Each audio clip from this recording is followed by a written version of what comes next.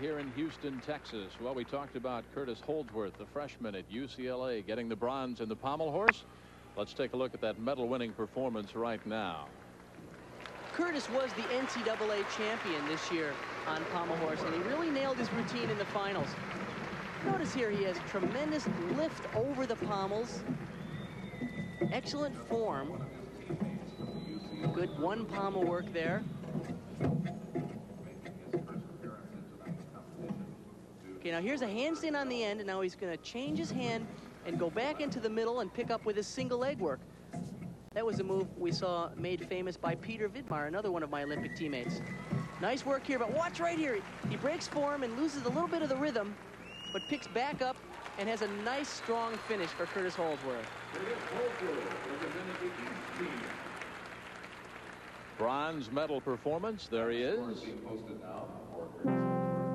let's pick up Michael Chaplin out of Albuquerque, New Mexico. He still rings qualified fourth with a 9.45 on Thursday night. Another Bruin from UCLA. Kind of a hotbed out there. They do have quite a few outstanding gymnasts, and that's always very important in our sport. Is to, if you want to be one of the best gymnasts, you have to train alongside a great deal of good gymnasts, and they've had tremendous tradition there. You waited until the third night to bring your coach, Paul's, alongside. Just glad to see Paul's here. Nice work on a straddle plunge, press to a handstand.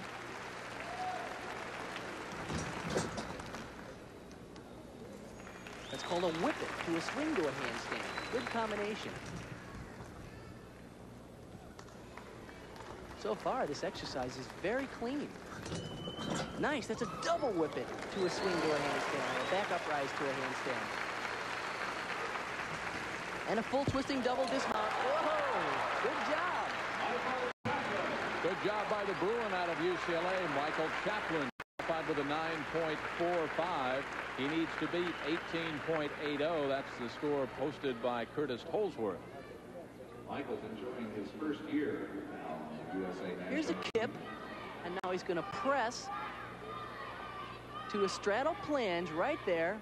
Try to maintain the balance, and then press up to handstand. A very good strength combination. Now he has a little swing in the rings here, but he bails beautifully. 2 flips and 1 twist. A little short, but he manages to have good control on the landing. There is Michael. As we await the score for Michael, again, he has to beat an 18.80, and he scores a 9.55. So he takes the lead temporarily, and I say that because this is Scotty's favorite event. He qualified with a 9.65. I asked him tonight how many golds he would like to win. He said 6. Well, he's very hungry, and it's great to see that he has that competitive spirit back. Without a doubt, this is one of Scotty's best events because he is strong as a horse. Watch this. That's a Maltese cross, lower to an iron cross. Boy, those are 2 big strength moves, and he does them right at the beginning of the exercise to get him out of the way. There's a straight arm press to a handstand. Now he's going to swing. There's a giant swing to another giant swing. He has to maintain control of those rings. Front giant swing to another front giant swing. So far, the exercise is very clean. Here he goes, bail, dislocate, a pike, full twisting double back, and 1 step on the landing. That's a great routine. Scotty Johnson, the Olympic gold medalist from '84, a teammate of Bart Connors, and he said you were one of his idols. Nice to hear that. I think Scotty is a great gymnast. Here is the dismount, and he does this better than anybody in the world.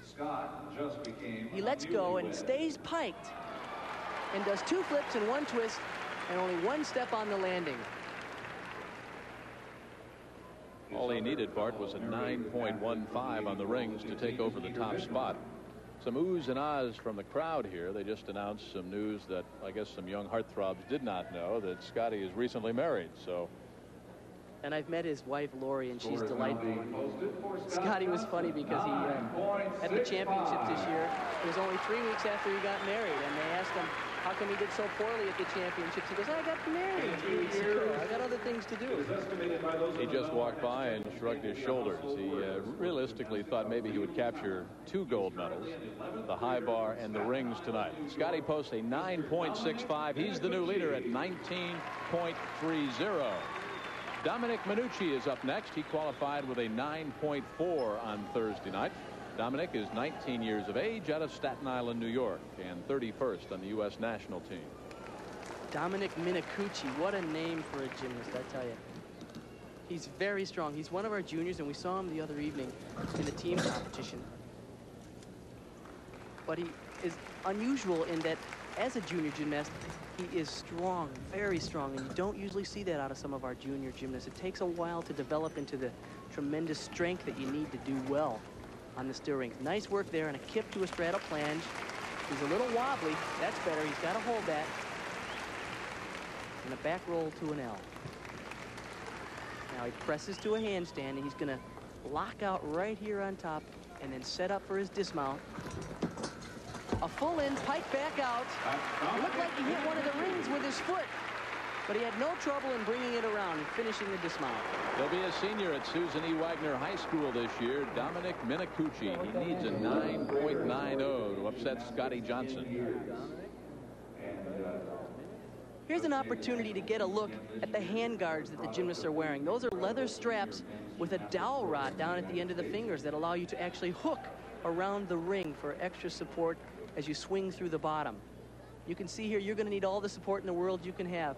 Right here, he does a full in, and watch. It looked like he caught the ring and knocked it out of the way, but he pulled it around and did not let hitting that ring disrupt him too much, as he had to take only 1 step on the landing. He looks pretty relieved. How difficult is it on the rings to incorporate any originality into a routine? Well, that's been a real difficult problem with the gymnastics judging system these days, is that some events have stagnated and some of them are just wide open with originality. This event is very much stagnant. The gymnasts are not able to do all kinds of interesting skills, and I think it's just because the specifics of the ring don't allow for many unusual skills. Well, Dominic gets a 9.05. He needed a 9.90, so he falls by the wayside. Scott Johnson remains our leader, and Dan Hayden is up next. He qualified the other night on Thursday with a 9.65. And in this event, we get an opportunity to see how important body tightness is. Dan is one of the best. Look at that lock in the handstand. Absolute perfect control. Nice giant swing. Notice he just glides right from handstand to handstand. There's an inverted iron cross. Excellent strength work. Now he powers down to an iron cross. He gets back up to an L support. So far, this is a perfect exercise. See how tight he is right there? His arms are locked. His legs are tight. His body position is perfect. Look at that straight body as he bails from the handstand. Nice work. Here he goes. 2 giants to a laid-out double and a perfectly stuck landing. Great exercise for Dan Hayden. Out of Amherst, New York, competing with his brother Dennis. One's on the South team, the other on the West team. You figure it out. He needed a 9.65 to catch Scott Johnson.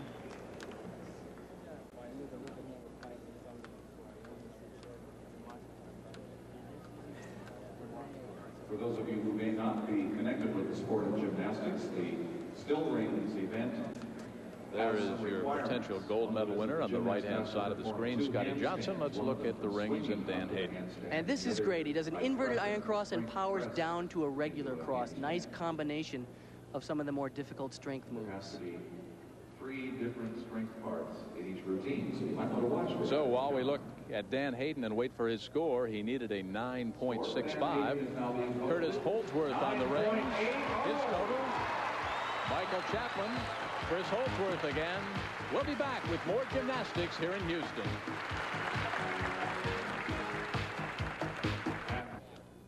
Here at the summit in the finals of the men's gymnastics competition. 6 gold medals to be awarded tonight in the floor exercise, the pommel horse, the still rings, the vault, the parallel bars, and the horizontal bar. And Bart Connor, Olympic gold medalist, 2-time Olympic gold medalist from Los Angeles alongside Bart, project a little bit as we are seeing Scott Johnson, Dan Hayden. Let's look ahead to 1988 and who you might think would lead our team.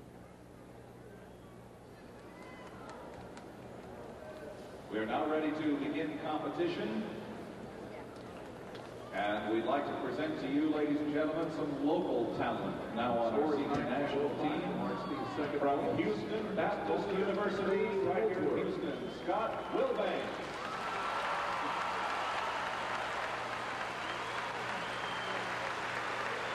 Well, the ballots are in from the still rings, and Dan Hayden with a great performance. A 9.80 climbs up to the top spot and upsets Scotty Johnson, who finishes up second. And, of course, the bronze belongs to Michael Chaplin. Now we'll start our routine in the vault. And this is really the only time that the guys have two tracks. Okay, that was a great vault for Scotty Wilbanks. He is our national champion this year on vaulting. That was a handspring front with a half in a piked position.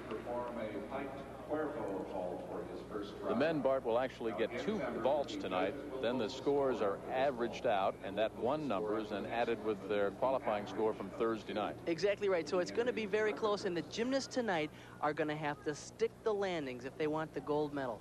Scott took one hop there on the landing, but I'll tell you, here's an interesting note about the next vault that we're going to see him do. He's a very talented athlete and a great tumbler and vaulter. He learned this vault today as he was messing around in the gym. It's unusual for the gymnasts because in many cases they have to work one or two or three vaults to have ready for competition, but usually they have only one of them that they have especially ready for competition. And then when they get to finals, they got to, let's see, hey, what other vault can I do tonight to add for my scores final competition? He qualified with a 9.65 on Thursday, the first vault, a 9.50 for Scott Wilbanks, who is coached by Greg Buick at the University of Oklahoma. Scotty studying for his MBA. Okay, let's see how he gets away with this vault tonight. Okay, actually that was pretty good. It was a one-armed handspring front with a half. We talked about the importance of these one-armed vaults. Let's see what he does here. He's going to do a similar vault that he did the first time, but he only uses a one-arm push. It's very difficult to get a lot of height, but he did nice work. He ended up just a little short and the rotation, and I think probably just because he's not quite used to doing this vault. He doesn't quite have the same height as he had from the two-arm push, so he has to take a hop on the landing. Good idea to add a vault on the day of competition. What does that do? Most of our coaches would kill us if we didn't have two vaults ready, but I was in the same case. Many times I would have one vault that I was really confident with in competition, and when I made finals, I had to scramble around to get my other vault prepared. Now a 9.35 on his second vault for Scotty to be added together with a 9.50. That will be averaged out and added to his qualifying vault score of 9.65 of Thursday night. Scotty qualified third with a 9.55. Got to be a little disconcerted, I would think, having Dan Hayden sneak in for the gold on the ring. So Scott so far has got a bronze for the floor exercise and a silver. Okay, now that's Scott's first vault. That was a laid-out Sukahara. Now, that's not the vault he usually uses in competition. That was basically his second vault, or his reserve vault, but he did it very well. Sukahara vault. A whole family of partners. He does a round off here, and now he's going to push like crazy, lay his body out, and try and nail that landing. One hop on the landing, which, of course, is a 1/10 of a point, but a very clean vault in the air. Bart, is height an advantage or a disadvantage in the vault? It's definitely an advantage because the gymnasts have to get a good push off the horse, and if the horse is about head high to you, it's very difficult to get up to it. Scotty is a short gymnast, but one strong advantage that he has going for him is that he has such a tremendous strength in his upper body that when he hits that horse, he can really push off. Not only does he have strong legs, but when he gets his arms on that horse, he gets a tremendous push off the horse from the upper body. Arm strength or leg strength more important? Well, certainly leg strength for the speed, but if you are a small gymnast, you need that tremendous arm push. Now we're going to see the vault that he usually uses in competition right here. And now that's a laid out full. Oh, tremendous landing for Scotty Johnson. Let's see the difference in this vault as opposed to the one that he did for the first vault. And you can see he landed it very well because he's comfortable with this vault. He has good speed, but right here, when he puts his hands on the horse, both hands, he pushes like crazy. Now he's going to do the same vault.